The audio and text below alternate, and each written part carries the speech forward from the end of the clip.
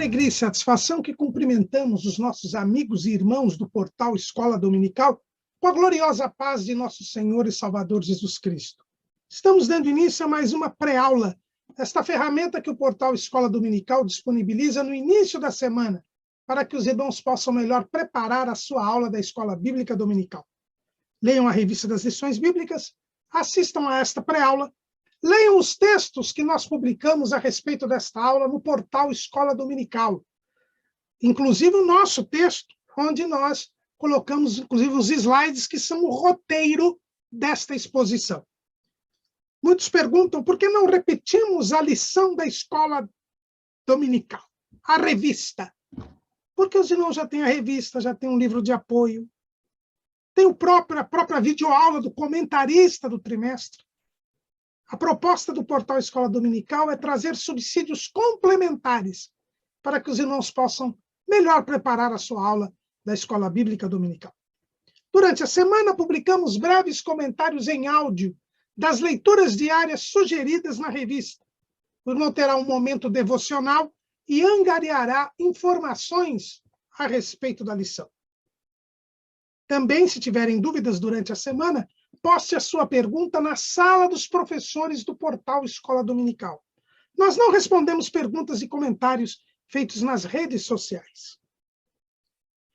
E no sábado à noite, às 19 horas, horário de Brasília, o irmão é convidado a assistir à transmissão ao vivo do estudo preparatório dos professores e amigos da Escola Bíblica Dominical, da Igreja Evangélica Assembleia de Deus, Ministério do Belém, na sede em São Paulo. E se estiver em São Paulo, é nosso convidado para assistir à reunião. Ela é aberta a todos os que amam o estudo da Palavra de Deus. A reunião se realiza, porém, no Templo Antigo, na rua Conselheiro Cotegipe 273, no bairro do Belenzinho. Mas não se esqueça, a Escola Bíblica Dominical somente se realiza quando o povo do Senhor vai à casa do Senhor, no dia do Senhor, para estudar a palavra do Senhor. Neste segundo trimestre de 2022, estamos estudando o tema Os Valores do Reino de Deus, a relevância do Sermão do Monte para a Igreja de Cristo. O nosso comentarista é o pastor Osiel Gomes da Silva, pastor presidente das Assembleias de Deus em Tirirical, no São Luís, capital do estado do Maranhão. E hoje estamos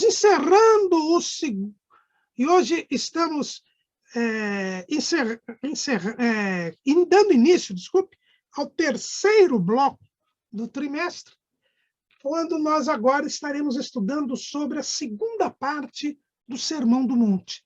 A segunda parte do Sermão do Monte, que nos fala sobre a vida relacional do discípulo de Jesus. Jesus fez uma comparação entre a lei do reino de Deus e a lei de Moisés. E termina esta comparação dizendo que o discípulo de Jesus tem de ser perfeito. Veja lá o que está escrito em Mateus 5:48. Sede vós perfeitos, como é perfeito o vosso Pai que está nos céus. Além de mostrar que a lei de Moisés ela está num nível inferior ao exigido do discípulo de Jesus, ainda diz que devemos ser perfeitos. Isto me faz lembrar o que diz o pastor escocês Alexander White, autor do clássico Personagens Bíblicos do Antigo e Novo Testamento. Ele, ao falar sobre o Sermão do Monte, num sermão muito interessante, que é Moisés e o Sermão do Monte. E o que é interessante aqui, no que diz o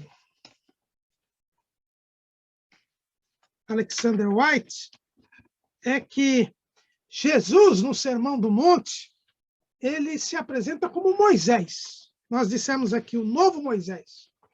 Mas ele diz que, ao ler o Sermão do Monte, E quando Jesus profere o Sermão do Monte, ele mostra como é inatingível ao homem o que Deus exige dele. É interessante. Vamos ler aqui, nesse Personagens Bíblicos do Antigo e Novo Testamento, uma publicação da Fonte Sinodal, da Fonte Editorial, desculpe-me, de 2021, lá na página 1048, Personagens Bíblicos do Antigo e do Novo Testamento, do pastor Alexander White. Diz ele assim: mas vou lhe dizer francamente como é comigo. Desde que vi pela primeira vez algo de sua terrível espiritualidade, não posso suportar ler tanto como uma única bem-aventurança, ou mesmo qualquer outra frase neste sermão, até que eu tenha novamente fortalecido meu coração com a Epístola aos Romanos. Para mim, a Epístola aos Romanos é a verdadeira pedra de fundação, pedra de esquina e pedra de cope de todo o Novo Testamento. Não, seu ousado autor é ousado o suficiente para levar sua Epístola aos Romanos e sua Epístola aos Gálatas e para colocá-los para cima, antes e debaixo, até mesmo do próprio livro do Gênesis. E tão frequentemente quanto leio novamente seu argumento tão antigo e tão incontestável, sinto imediatamente que tenho na mão não apenas a verdadeira chave para todas as promessas e profecias e tipos e emblemas do Antigo Testamento, mas o que é muito melhor para mim, tenho na mão a verdadeira e única chave para me deixar sair daquele calabouço de desespero no qual Moisés novamente me fecha, tão frequentemente quanto leio qualquer de seus sermões e esqueço meus Romanos e meus Gálatas. Posso caminhar em liberdade ao redor do próprio Monte Sinai. Posso subir até o topo de seus precipícios mais ameaçadores. E posso olhar para baixo até o fundo, se eu tiver Paulo como meu guia de montanha para me apoiar, e seus Romanos para me orientar e me encorajar. O que Alexander White está dizendo aqui? Ele está dizendo que, se eu ler o Sermão da Montanha, o Sermão do Monte, sem a perspectiva de que a salvação é pela graça na pessoa de Jesus Cristo, e é isto que ensinam as cartas aos Romanos e aos Gálatas, elas nos mostram que a lei somente condena o homem. Mas porque Jesus cumpriu a lei e se fez pecado por nós e pagou a justiça da lei, então nós podemos cumprir a lei em Cristo. E o que White diz é isto. O Sermão do Monte nos leva a uma exigência divina em relação ao homem que é inatingível ao homem. É por isso que Jesus diz: sede vós perfeitos, como é perfeito o vosso Pai que está nos céus. Acontece que esta palavra perfeito, aqui, teleios, em grego, significa completo, íntegro. E aí nós vamos a Romanos. E em Romanos nós lemos capítulo 5, versículo 1. Sendo, pois, justificados pela fé, temos paz com Deus por nosso Senhor Jesus Cristo. O que talvez o White não tenha visto é que o sermão começa com Jesus no monte e os seus discípulos próximos a ele. A perfeição é a completude, a integridade que nos faz com que sejamos um em Cristo Jesus. É este o objetivo da obra salvífica de nosso Senhor e Salvador Jesus Cristo. Veja lá João, capítulo 17, quando Jesus diz, no versículo 19. E por eles me santifico a mim mesmo, para que também eles sejam santificados na verdade. Eu não rogo somente por estes, mas também por aqueles que pela sua palavra hão de crer em mim, para que todos sejam um, como tu, ó Pai, o és em mim e eu em ti, que também eles sejam um em nós, para que o mundo creia que tu me enviaste. Quando Jesus diz que nós devemos ser perfeitos, não está dizendo que nós devemos alcançar a perfeição por nós mesmos. Muito pelo contrário. Quando somos perdoados dos nossos pecados e cremos em Jesus, aí nós entramos em união por Cristo em Deus. Temos a nossa vida escondida com Cristo em Deus, como diz Paulo lá em Colossenses, capítulo 3, versículo 3, porque já estáis mortos e a vossa vida está escondida com Cristo em Deus. Então, por causa da nossa comunhão com Deus, pela fé em Jesus Cristo, o poder atuante do Espírito Santo e da palavra de Deus faz com que possamos caminhar à perfeição, estejamos completos, íntegros, e assim estejamos num patamar espiritual que nos permita cumprir a lei.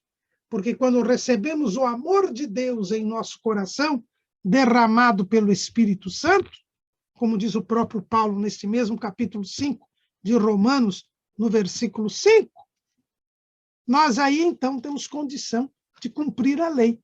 Porque é Paulo quem diz, lá em Romanos capítulo 13, versículo 10, o amor não faz mal ao próximo, de sorte que o cumprimento da lei é o amor.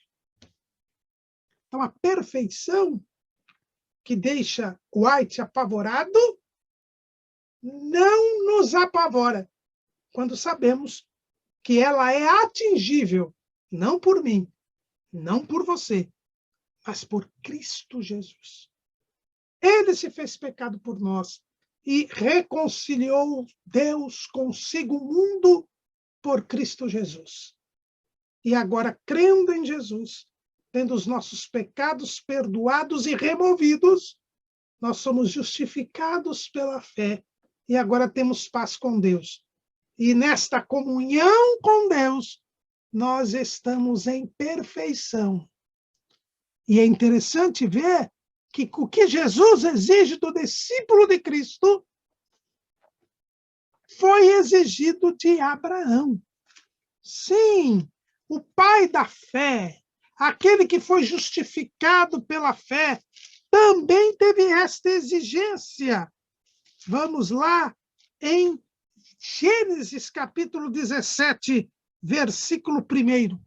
Sendo, pois, Abrão da idade de 99 anos, apareceu o Senhor a Abrão e disse-lhe: Eu sou o Deus Todo-Poderoso, anda em minha presença e sê perfeito.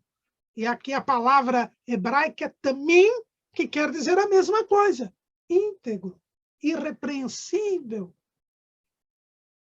completo.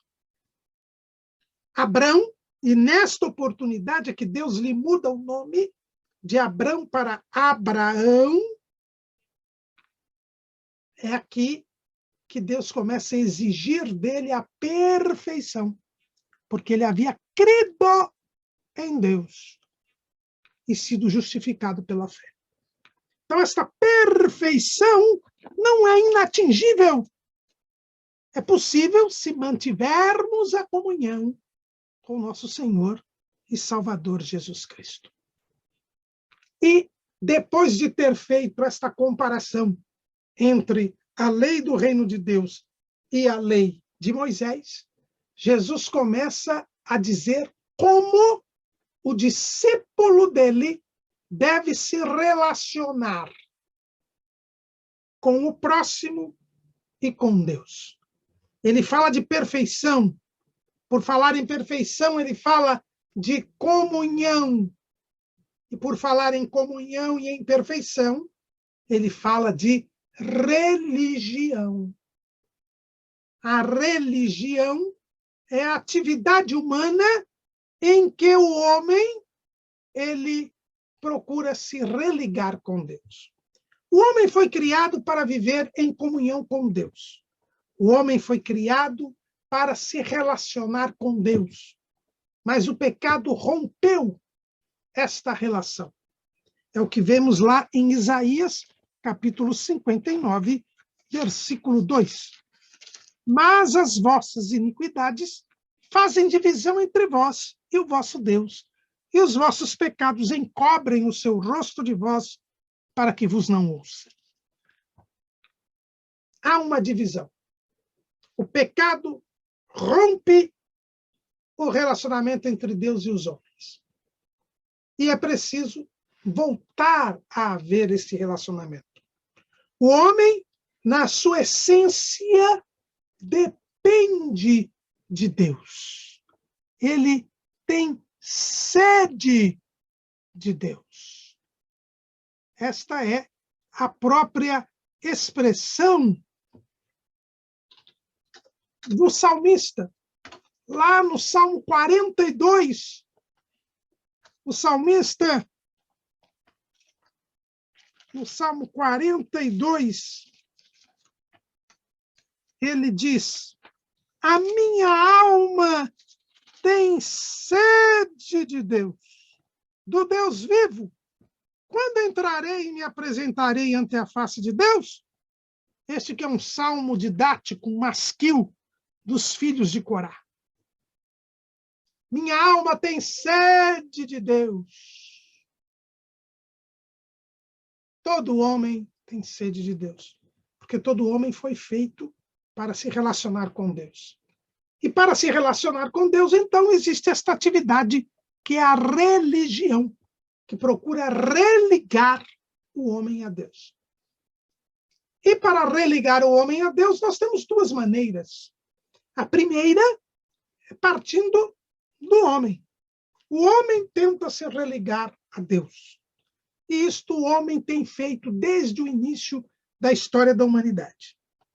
Surgem as milhares e milhares de religiões, porque cada cabeça, cada sentença. O homem procura criar meios, mecanismos, regras para chegar a Deus.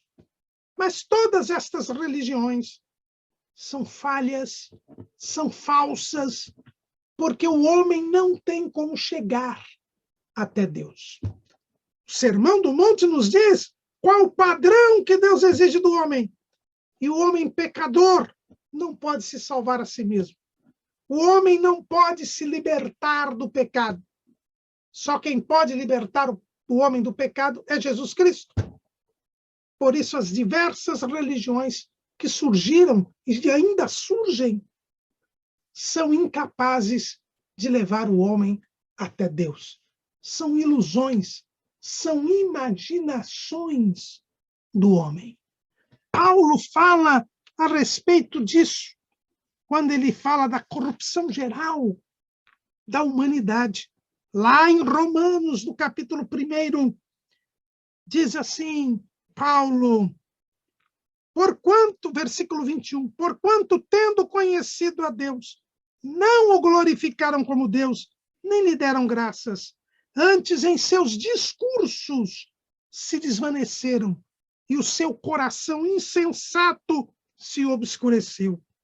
Dizendo-se sábios, tornaram-se loucos, e mudaram a glória do Deus incorruptível, em semelhança da imagem de homem corruptível, e de aves, e de quadrúpedes, e de répteis.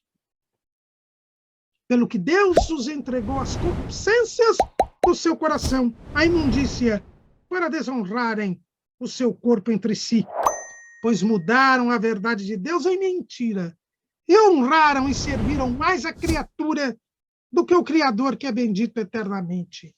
Amém.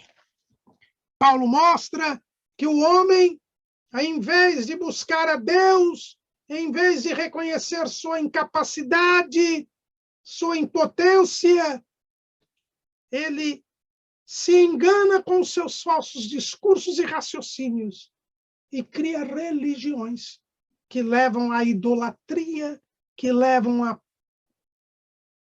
ao politeísmo, e surgem as mais diversas religiões que, vez ou outra, quase sempre descambam para a desonra do corpo, para a prostituição. Veja as religiões idolátricas do Oriente Médio,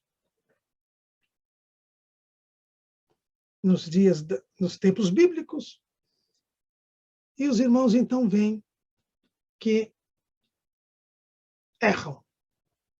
Esta é a religiosidade que parte do homem. As religiões que partem do homem. Mas existe outro meio.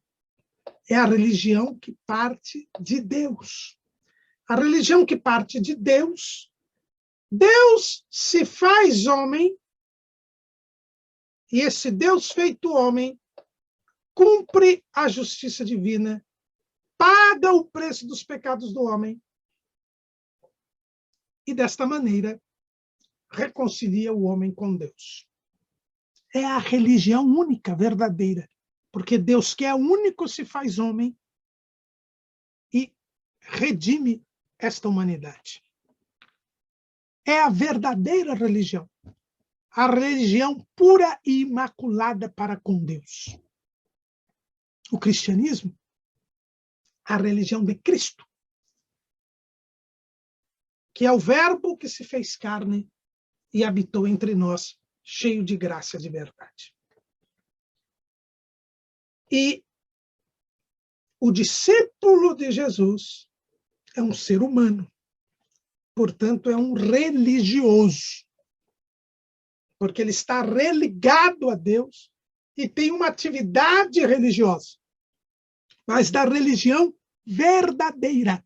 E é disso que Jesus vai falar agora no Sermão do Monte. Ele vai falar sobre a verdadeira religião.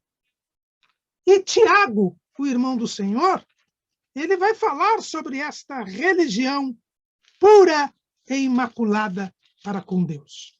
Lá em Tiago, capítulo 1, versículo 27, Tiago fala desta religião.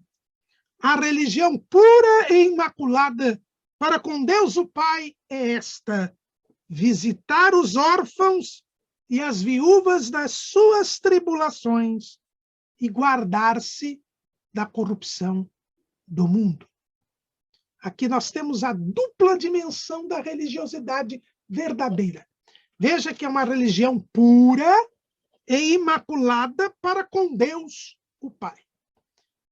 A verdadeira religião parte da pureza e da ausência de mancha. Parte da remoção dos pecados pelo sangue de Cristo. Sem remoção dos pecados, sem perdão dos pecados pelo sangue de Cristo, não há que se falar em religião verdadeira. A verdadeira religião só começa após a remissão dos pecados. E aí nós temos visitar os órfãos e as viúvas nas suas tribulações. A verdadeira religião ajuda os necessitados, supre a necessidade do próximo.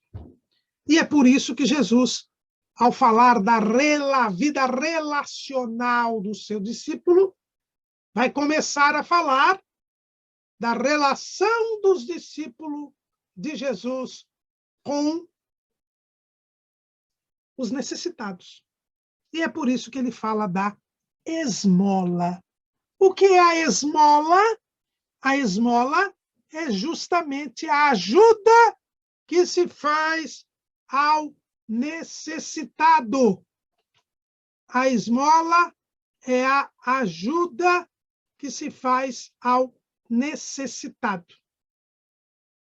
Esmola quer dizer ajuda ao necessitado. Uma ajuda material, principalmente.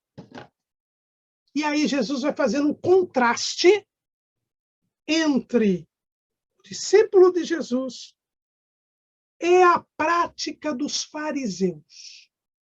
E aqui é interessante, por que Jesus vai agora, sem citar diretamente os fariseus, mas o povo que estava ouvindo logo faz a associação. Os fariseus eram os grandes religiosos de Israel nos dias de Jesus. Eram considerados os homens mais santos que existiam. Eram considerados os verdadeiros homens de Deus. Mas o farisaísmo era uma religião. Eu disse que a religião tem duas maneiras de se criar religião. A partir do homem ou a partir de Deus. Ora, em Israel, você vai me dizer, foi Deus quem deu a lei. Portanto, nós temos uma religião vinda da parte de Deus. Sim, teoricamente, nós teríamos a verdadeira religião, porque foi Deus quem deu a lei a Israel. Mas Israel não cumpriu a lei. Israel não seguiu a lei. E nós vimos como Jesus mostrou que a interpretação que escribas e fariseus davam à lei era limitada e distorcida. Esta limitação e distorção gerou uma religião. O judaísmo é uma religião tanto quanto as demais. O judaísmo e o judaísmo de hoje nada mais é que o farisaísmo dos dias de Jesus, porque depois da destruição do templo, as outras seitas religiosas foram exterminadas. Os saduceus, que eram a elite do templo, foram todos mortos com a guerra com os romanos. Os essênios também foram dizimados na guerra com os romanos. Os zelotes eram mais uma seita política do que religiosa, mas eles eram os grandes revolucionários que deram origem à guerra com os romanos e, portanto, também foram mortos. Só sobraram os fariseus.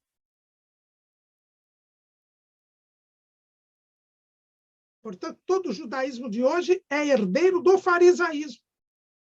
E o farisaísmo surgiu precisamente quando se aplicou uma limitação e uma distorção aos mandamentos de Deus e se criaram mandamentos humanos.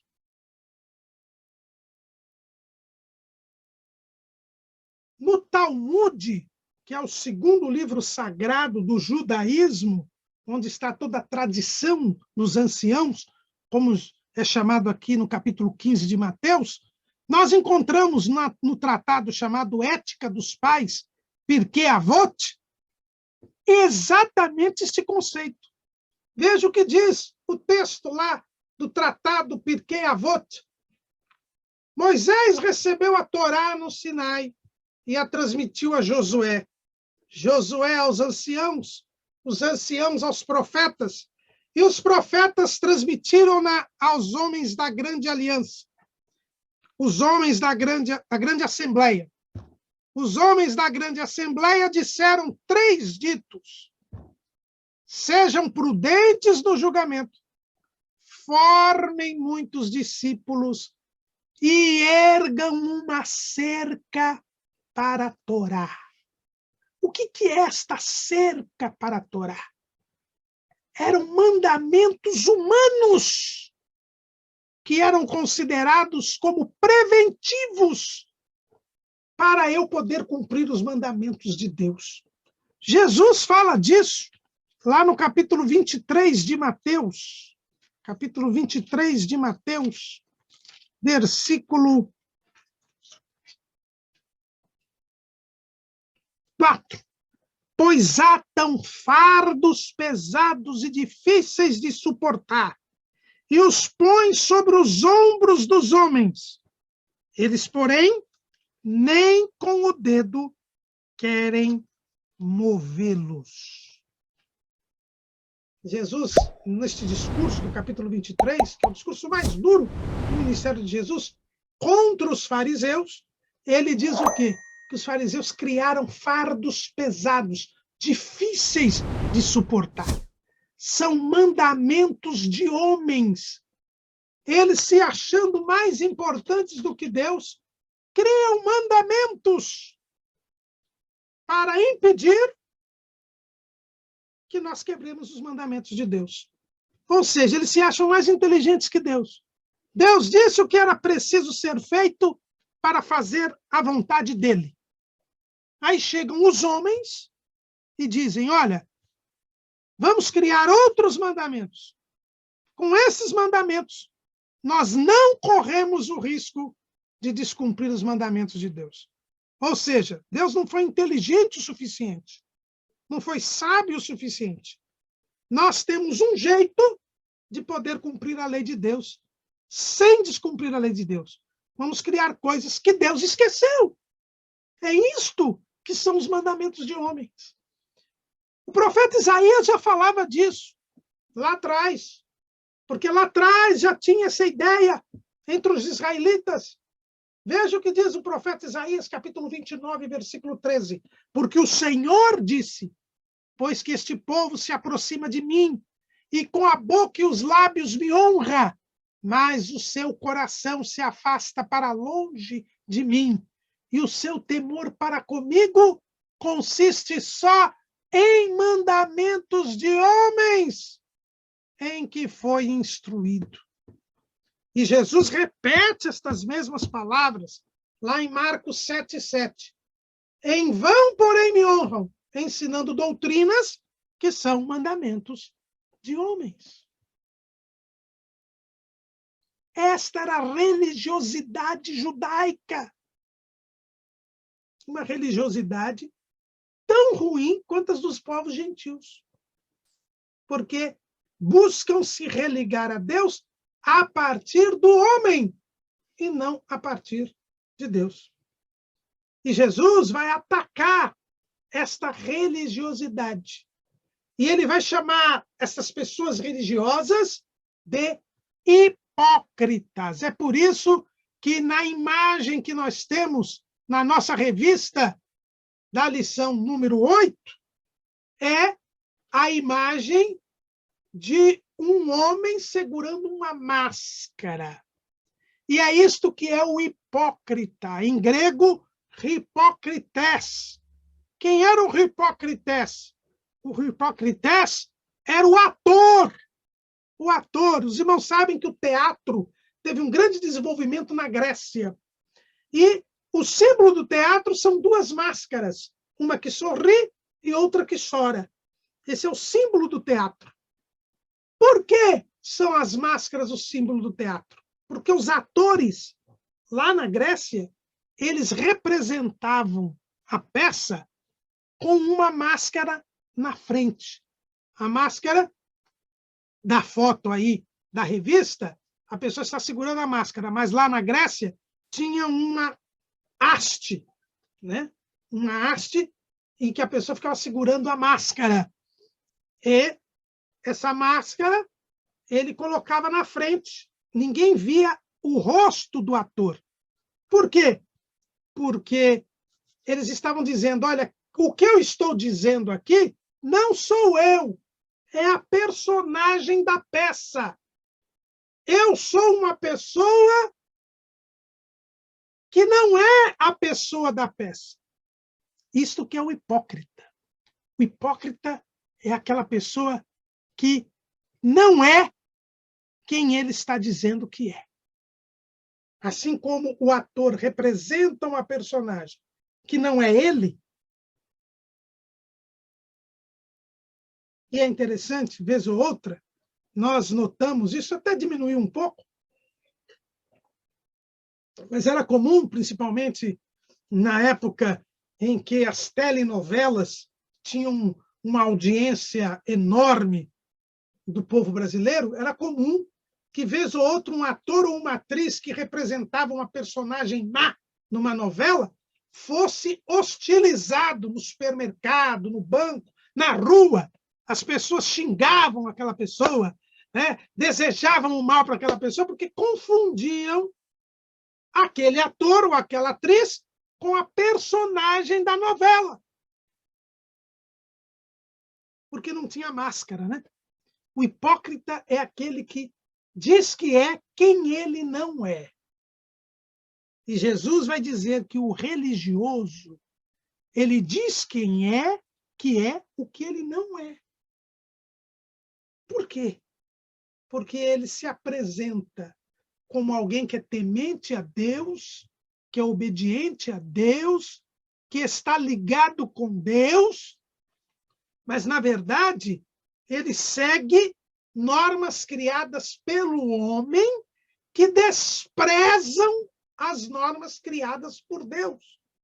Alguém que se coloca no lugar de Deus e quer se religar a Deus, se achando mais importante que Deus, desprezando aquilo que Deus mandou fazer. E aí Jesus vai dar o exemplo da esmola. A esmola é a ajuda ao necessitado. E o discípulo de Jesus, como ele segue a religião pura e imaculada para com Deus, o Pai, ele deve visitar o órfão e a viúva nas suas tribulações. Ou seja, órfão e viúva aí simboliza sempre quem é o necessitado. Então, ele deve ajudar o necessitado nas suas dificuldades, nas suas tribulações, nos seus problemas, nas suas aflições. É um dever. Quem está ligado com Deus deve ajudar os necessitados. A esmola é um dever de todo discípulo de Jesus.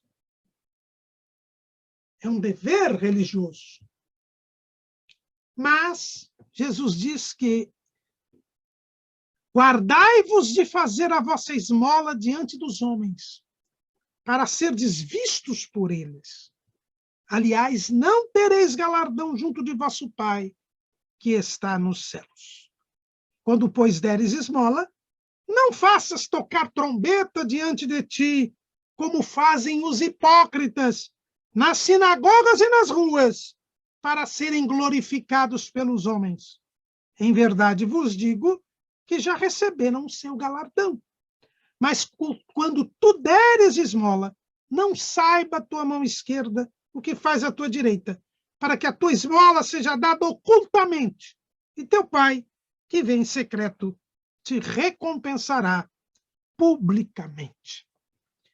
Primeiro ponto que Jesus toca aqui com relação à vida relacional do seu discípulo é que, primeiro, ele deve ajudar o necessitado. Isto faz parte da religião pura e imaculada para com Deus o Pai. Você deve ajudar o necessitado. É seu dever. Mas você não pode ser hipócrita. O que faziam os fariseus? Eles chamavam a atenção das pessoas para dizer que estavam ajudando alguém. Na análise e abordagem deste trimestre, pastor José Serafim de Oliveira, quem não viu ainda a análise, veja, ele falou sobre este ponto. Hoje é muito comum, quando há uma catástrofe, uma tragédia, como nós tivemos agora recentemente em Petrópolis, é muito comum algumas empresas divulgarem que estão ajudando os desabrigados. E eles fazem questão de mostrar a marca da empresa nesta ajuda. Isto não é a verdadeira esmola. Eles querem fazer daquela tragédia uma oportunidade para vender mais produtos. Isso é uma estratégia de marketing, porque as pessoas vão ficar comovidas e vão comprar os produtos daquela empresa. E o que a empresa gastou na ajuda ao necessitado, ela vai ter lucro, porque as pessoas acabam comprando seus produtos e aquele gasto que ela teve, na verdade, foi um investimento. Ela queria a sua projeção. Ela não queria ajudar os necessitados. Ela tirou vantagem da desgraça alheia. E era o que faziam os fariseus naquele tempo. Eles queriam mostrar às pessoas que eles estavam ajudando o outro, para que eles fossem glorificados, para que as pessoas os elogiassem, para que as pessoas dissessem que eles são santos, que eles estão no céu, que eles são um exemplo. Eles queriam ser glorificados, queriam ser exaltados, queriam ser enaltecidos, ser louvados. Mas a Bíblia nos diz que só se pode glorificar a Deus. O profeta, ele traz esta mensagem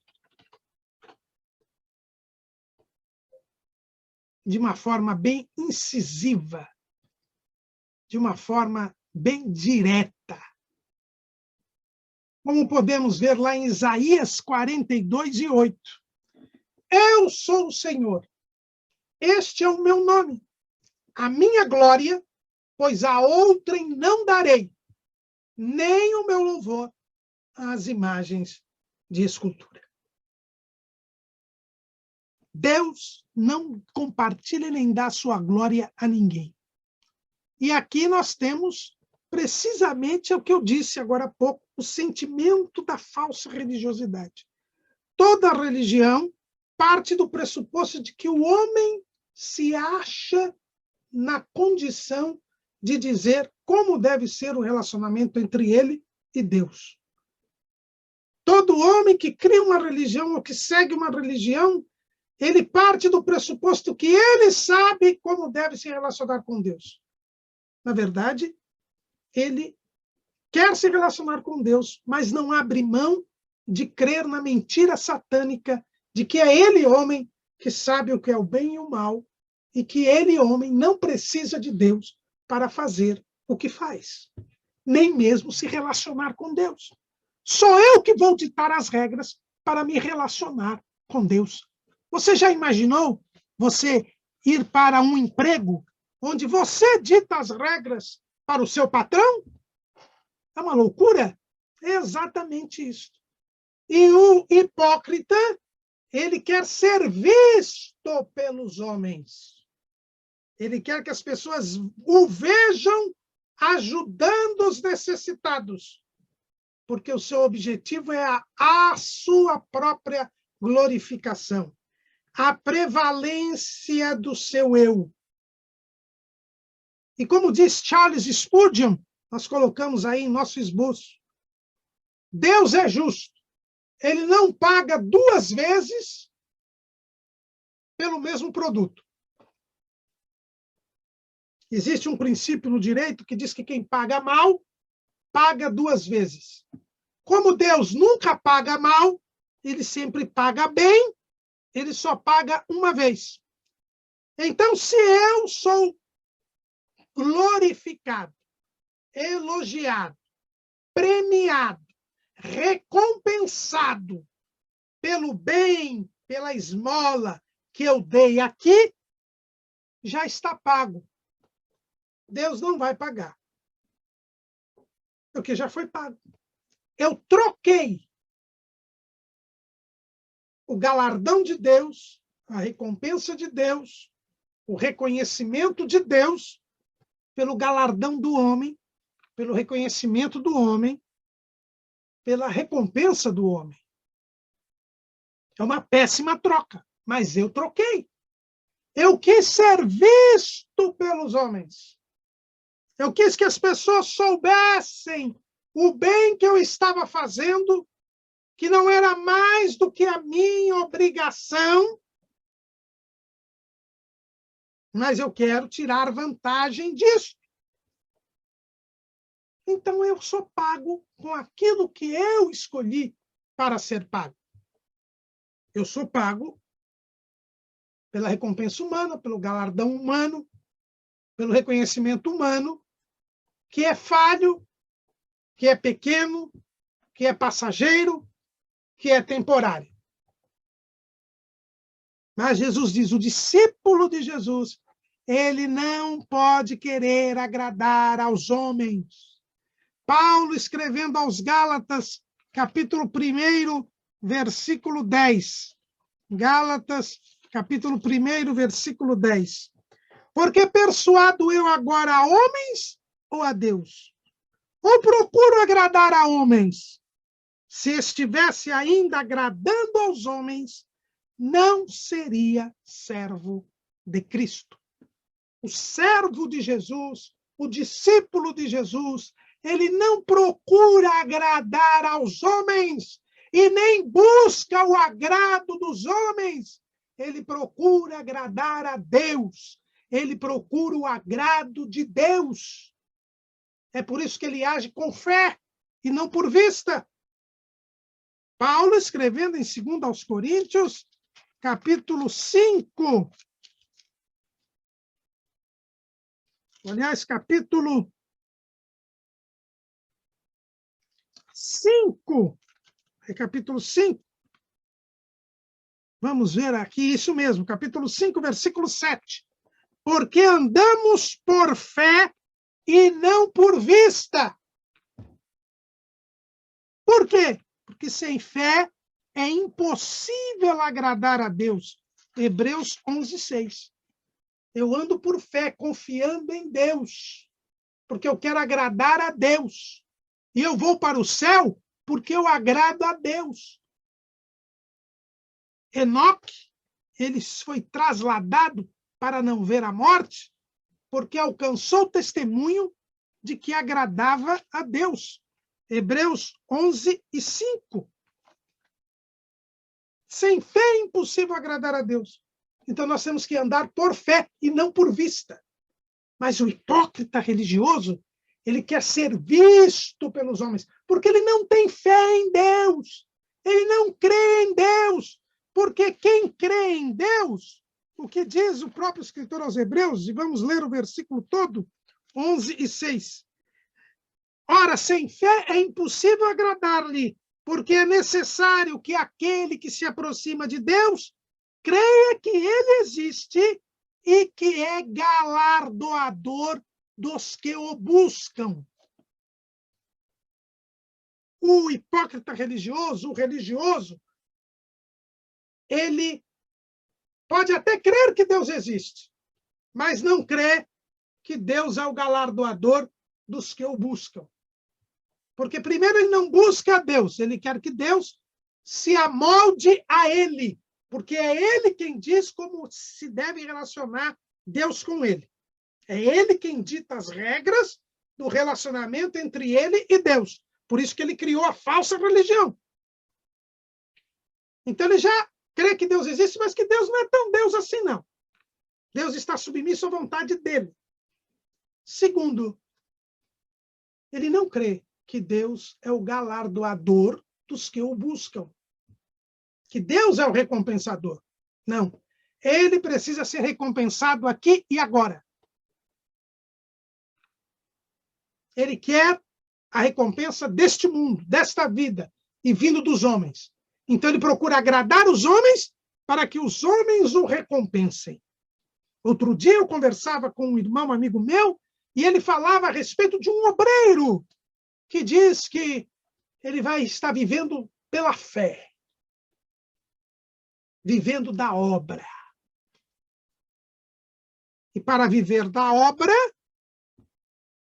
ele tem uma mensagem agradável, vive profetizando, agradando as pessoas, para depois pedir dinheiro, pedir bens, pedir coisas para as pessoas. E ele tem vivido assim. Não sei se tem vivido regaladamente ou com parcimônia, mas, de qualquer maneira, ele não trabalha. Mas, do agrado dos homens, ele está tirando o seu sustento. É um hipócrita religioso. Não é servo de Cristo, porque o servo de Cristo não procura agradar aos homens, ele procura agradar a Deus. E é isto que Jesus diz. O hipócrita religioso, ele quer ser visto pelos homens para receber a recompensa dos homens. É um hipócrita, porque ele diz ser quem ele não é. Ele não é uma pessoa salva. Ele não é uma pessoa que tem comunhão com Deus. Ele não é um servo de Deus. Muito pelo contrário. Ele é uma pessoa que quer tirar vantagem da necessidade do outro. Que não ama o outro, só ama a si próprio. E que, usando um dever imposto por Deus, quer tirar vantagem própria. Este é o hipócrita religioso. Mas Jesus diz, o discípulo de Jesus, a sua mão direita não sabe o que sua mão esquerda faz. É alguém que age em segredo. É alguém que ajuda o necessitado porque sabe que é um dever dele como servo de Cristo e que ele tem que agradar a Deus. E mais, alguém que faz sem esperar recompensa. Veja que Jesus fala a respeito da parábola dos servos inúteis. Veja lá, Lucas, capítulo 17. Lucas, capítulo 17. Lucas 17, versículo 7. E qual de vós terá um servo a lavrar ou a apacentar gado, a quem, voltando ele do campo, diga, chega-te, assenta-te à mesa, e não lhe diga antes, prepare-me a ceia e cinge-te e serve-me até que tenha comido e bebido, e depois comerás e beberás tu? Porventura dá graças ao teu servo, porque fez o que lhe foi mandado? Creio que não. Assim também vós, quando fizerdes tudo o que vos for mandado, dizei, somos servos inúteis, porque fizemos somente o que devíamos fazer. Quando eu der esmola, quando eu ajudar o necessitado na sua dificuldade, no seu problema, na sua aflição, eu estou simplesmente cumprindo o dever da religião pura e imaculada para com Deus o Pai. Visitar os órfãos e as viúvas nas suas tribulações. Não estou fazendo nada mais, nada menos do que cumprindo um dever. Por isso, eu não preciso divulgar o que eu estou fazendo. Não devo fazê-lo. Devo fazê-lo em secreto, para, inclusive, preservar a dignidade daquele que está sendo ajudado. Aliás, dentro da tradição judaica, se recomenda discrição para que não se envergonhe a pessoa necessitada. Devemos fazê-lo em segredo. E Deus, que tudo vê e tudo sabe, ele contemplará aquilo que nós fizermos. E nós devemos fazer com o sentimento do dever. Paulo diz com muita propriedade, lá na Epístola aos Romanos, capítulo 13, versículo 8. A ninguém devais coisa alguma, a não ser o amor com que vos ameis uns aos outros, porque quem ama aos outros, cumpriu a lei. Nós já temos visto aqui que no sermão, Jesus, ao comparar a lei do reino de Deus com a lei de Moisés, mostrou que o amor é o condutor das atitudes e das ações dos seus discípulos.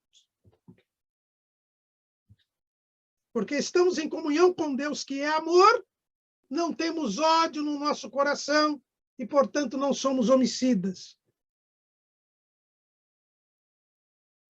Somos continentes no nosso instinto sexual e, portanto, não somos adúlteros. Tratamos com amor o nosso cônjuge e, por isso, o casamento é até que a morte separe. Somos verdadeiros em nossas palavras e, por isso, não precisamos jurar, mas o nosso falar é sim, sim e não, não. Não nos vingamos, não somos vingativos. Não resistimos ao mal, damos a outra face, amamos os nossos inimigos e fazemos bem a eles. E assim, em comunhão com Deus, que é amor, somos perfeitos.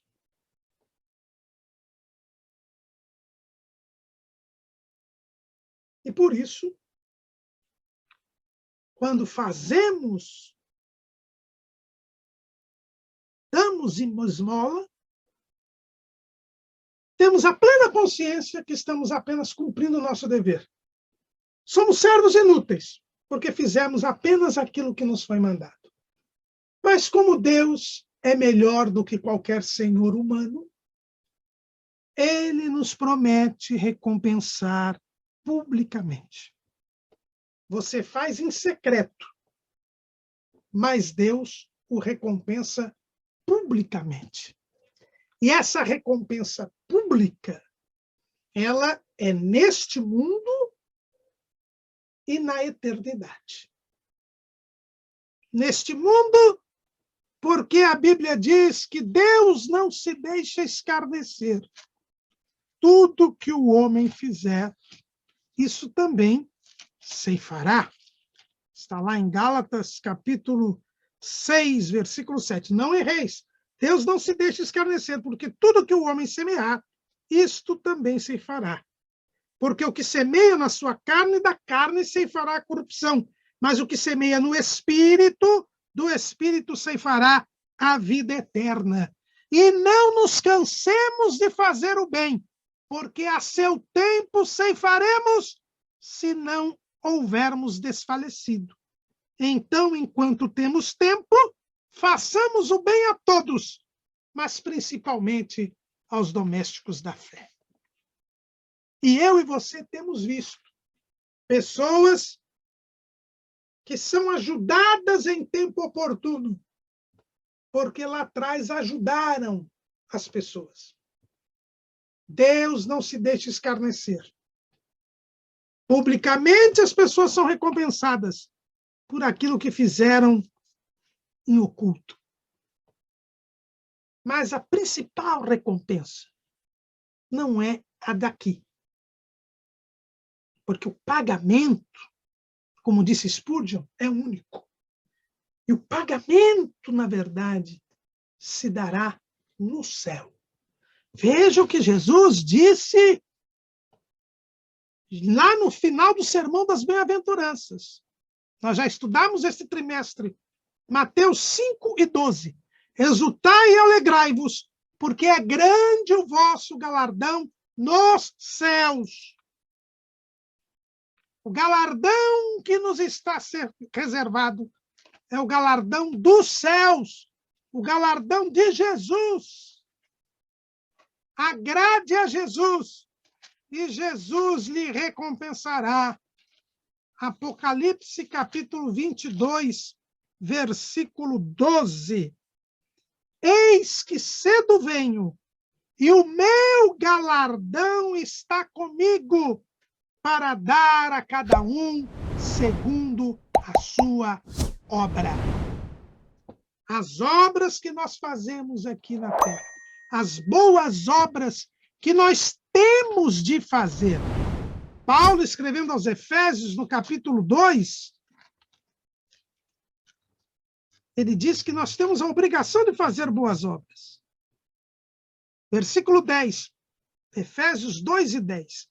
Porque somos feitura sua, criados em Cristo Jesus para as boas obras, as quais Deus preparou para que andássemos nelas.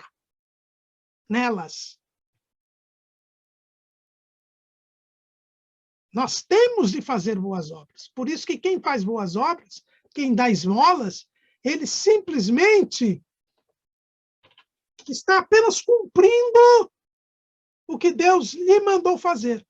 E eu digo mais, Tiago é bem incisivo. Tiago 4:17. Aquele, pois, que sabe fazer o bem e o não faz, comete pecado.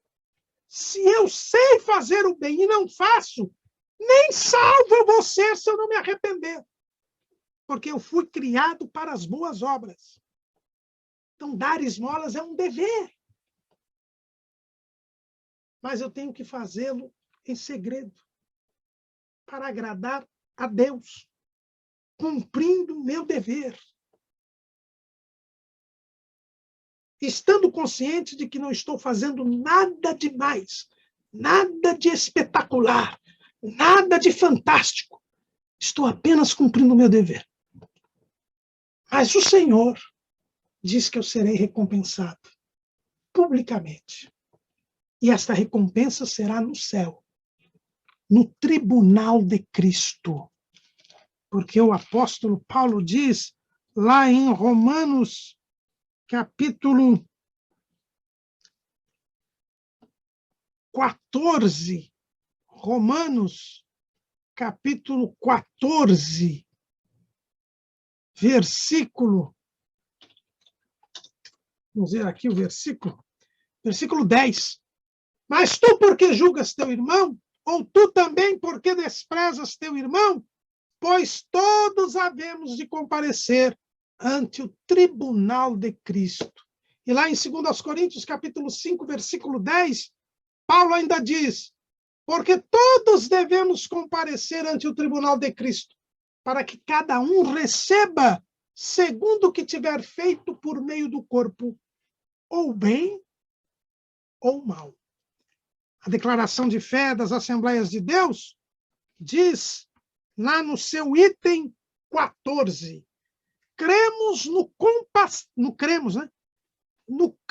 comparecimento ante o tribunal de Cristo de todos os cristãos arrebatados, para receberem a recompensa pelos seus feitos em favor da causa de Cristo na terra.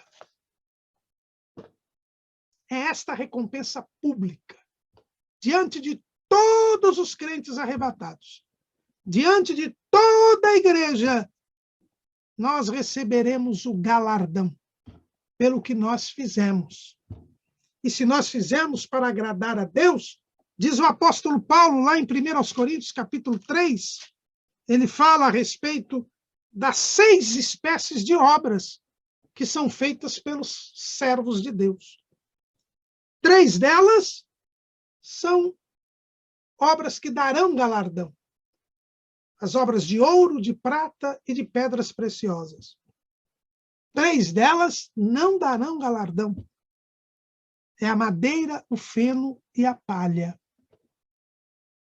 As 3 obras que darão galardão são as obras de ouro. São aquelas feitas para a glória de Deus. Eu faço em oculto, como Jesus ensina aqui no Sermão do Monte, para que o nome do Senhor seja glorificado, não o meu. Por isso eu serei recompensado. As obras de prata que são feitas para a salvação das almas. Eu dou esmola visando a salvação de alguma alma, impedindo que algum irmão, pela sua necessidade, venha a cair em pecado, venha a se escandalizar, fazendo com que um incrédulo creia em Jesus pela minha boa obra, para que vejam as vossas boas obras e glorifiquem ao vosso Pai que está nos céus. A terceira obra são as pedras preciosas. São as obras feitas na direção do Espírito Santo, para a construção do edifício que é a igreja. Obras feitas segundo a direção do Espírito e segundo a vontade de Deus. Mas as obras que são madeira, feno e palha, madeira é aquela obra feita para a glorificação do homem, porque a madeira fala do homem. É exatamente o que o hipócrita aqui mencionado por Jesus fez. Ele dá esmola para ele ser glorificado. Esta obra não terá galardão. O feno é volumoso, mas é facilmente levado. É aquela obra feita para a aparência. É exatamente o que o hipócrita fazia.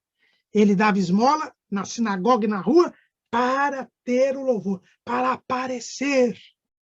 Mas não tinha nenhuma essência. Não tem nada de Deus nisso.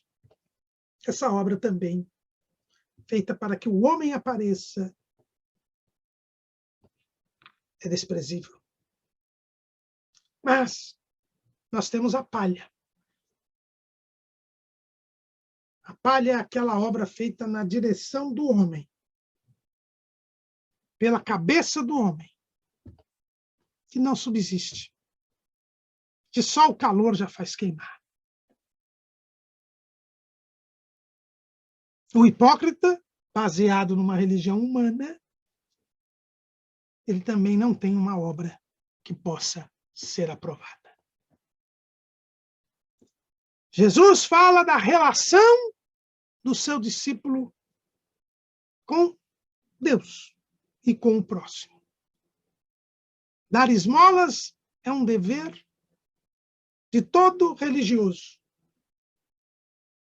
E o discípulo de Jesus é um religioso, porque está religado com Deus, na religião verdadeira, que exige visitar os órfãos e as viúvas nas suas tribulações.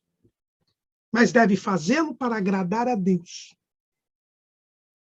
tendo consciência de que não faz mais do que seu dever. Por isso, ninguém deve saber.